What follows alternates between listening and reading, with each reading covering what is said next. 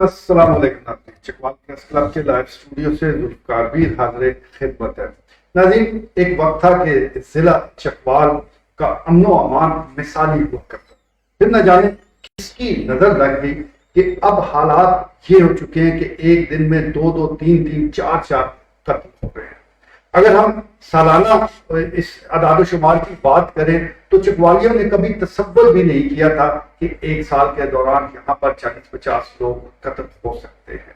ابھی اسی ماہ کی ہم بات کرتے ہیں، گزشتہ روز 2 افراد تلکھن میں قتل ہوئے اور پھر ایک دن کے وقفے کے بعد چکوال گودرے شاہ میں اطلاع آئی کہ 2 خواتین کو قتل کر دیا گیا۔ اسی طرح اسی مہینے کے دوران دیگر اور وارداتوں میں بھی 2 خواتین سمیت متعدد افراد قتل ہوئے، یعنی یہ میں صرف ایک اسی مہینے کے اعداد و شمار آپ کو بتا رہا ہوں، جبکہ سالانہ اگر دیکھا جائے تو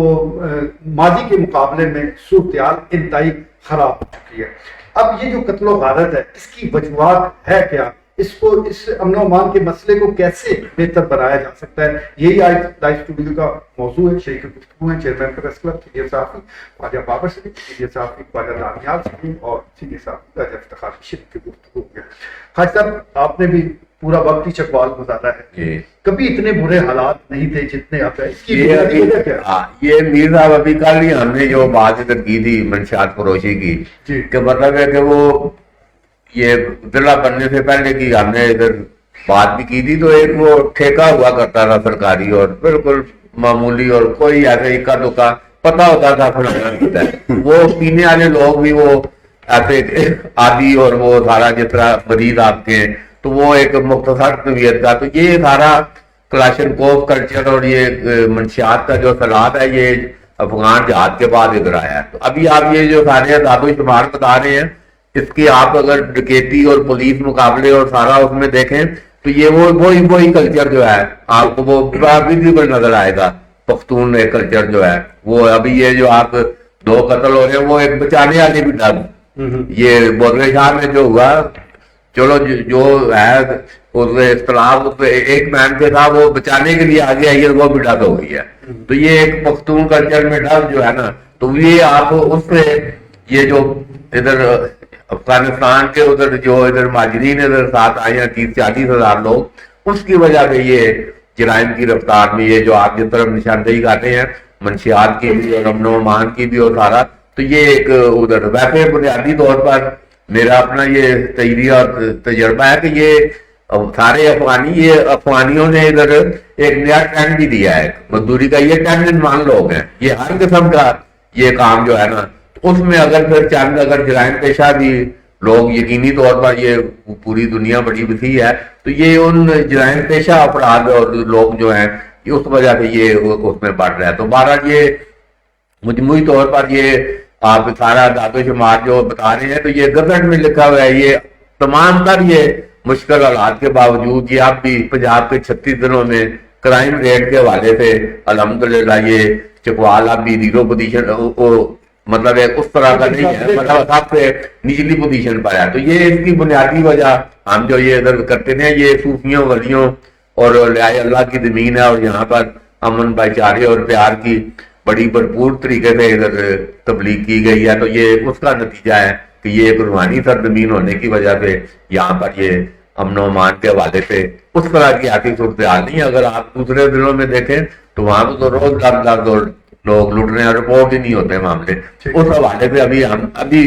ٹھیک ہے، تشویشناک تو ضرور ہے کہ بھائی پہلے ہم نے ایسا منظر نہیں دیکھا، تو وہ بہرحال اگر آپ کمپیریزن کریں پورے پنجاب کے ضلعوں میں تو ابھی بھی یہ ضلع چکوال جو ہے یہ کرائم کے حوالے سے اس طرح کی پوزیشن میں نہیں ہے۔ بالکل ٹھیک ہے جی، اس طرح کی پوزیشن میں نہیں، اور اللہ نہ کرے کہ اس پوزیشن پر بھی آئے، لیکن چکوالیے مضطرب ضرور ہیں، پریشان ہیں کہ یہ حالات و واقعات یا اس نہج تک معاملات کیسے پہنچے۔ خواجہ دانیال صاحب، جس طرح بھی خواجہ صاحب نے افغان کلچر کی بات کی ہے، کلچر اپنی جگہ، یہاں جتنی وارداتیں ہو رہی ہیں اس کے پس پردہ جو مقاصد ہے وہ اپنی جگہ رہ گئے، لیکن پولیس کا بھی ایک کردار ہوتا ہے۔ کیا پولیس کا کردار قتل ہونے کے بعد شروع ہوتا ہے یا اس سے پہلے لوگوں کو سیکیورٹی دینے کے حوالے سے بھی ان پر کچھ ذمہ داری عائد ہوتی ہے؟ کیا پولیس تو جو ہے نا ایک مطلب محکمانہ سلسلہ ہے نا، جو آپ محکمانہ ناانصافیوں کو ہم اکثر ذکر کرتے ہیں۔ پہلے میں یہ آپ کو بات بتا دوں کہ یہ جو قتل و غارت ہے، قتل و غارت گری ہے جو،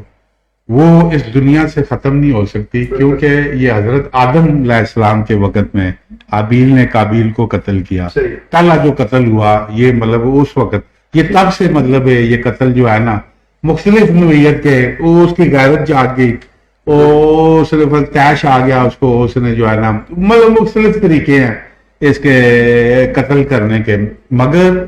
ابھی راجہ صاحب ہمارے ساتھ بیٹھے ہیں، ابھی مطلب راز کھلتے ہیں کہ یہ بھی 9-10 سال ادھر سعودیہ میں انہوں نے گزارا ہے، انہوں نے دیکھا ہے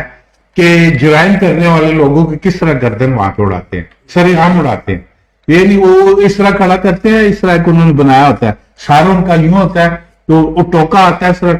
سر سار وہ کیا ہے، اور داڑھ جو ہے نا ادھر پڑا ہوا، سامنے لوگوں کے سزائیں دیتے ہیں۔ اب وہ اسلامی سزائیں ہیں جس کا میں بار بار ذکر کر رہا ہوں کہ جب تک آپ یہاں پہ وہ نافذ نہیں کریں گے، آپ جس امن کی یا جس کی ہم بات تو کر سکتے ہیں، بہتری کے ہم فارمولے بھی دے سکتے ہیں، فرض پہ بھی ہم بیان کر سکتے ہیں کہ بھی کرائم کس طرح کنٹرول کیا جائے، مگر یہاں پہ وہ طریقہ کار ہی نہیں ہے۔ اور یہ سارے جو ہیں یہ سفارشی دیکھیں اس نے ننگا کر دیا، جو آپ کا بہن والا کون سی تھی جی ڈگری، وہ جو بہن والی وہ جعلی ڈگری ہیں، بڑے بڑے جعلی وہ ڈگری مطلب انہوں نے لے کے یہ بیٹھے ہوئے ہیں جو پالیسیز بنانے والے ہیں، جعلی ڈگریاں لے کے۔ آپ مجھے بتائیں ان سے آپ کیا توقع کر سکتے ہیں کہ کیا وہ معاشرے کو سیدھا کر سکتے ہیں؟ نہیں کر سکتے۔ سب سے پہلے یہ جتنا بھی نزلہ گرے گا جو بھی وہ عوام پہ گرے گا، جب بھی یہ کوئی قانون بنائیں گے یہ عوام کے میں دشواریاں پیدا کرنے کے لیے بنائیں گے، کبھی آسانیاں پیدا کرنے والا یہ ایک بھی نہیں بنائیں گے۔ جب بھی آپ دیکھ لیں